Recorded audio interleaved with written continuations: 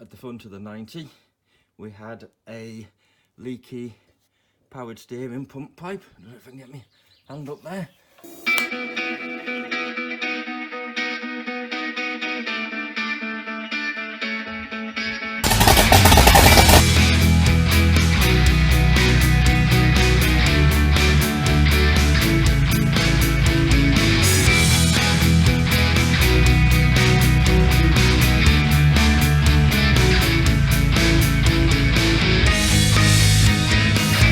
That pipe there had a leak on the end of it, so I've changed the pipe from the powered steering pump, which you can just see. Oh, can't get my hand around the diff. Up there, down, and I've joined it on here. Oh, there we go, and I've joined it on with 2 Jubilee clips to be sure. So hopefully, let's get myself out.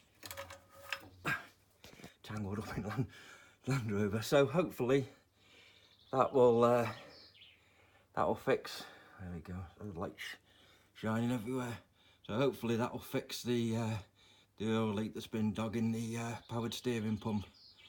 Tell you how we get on.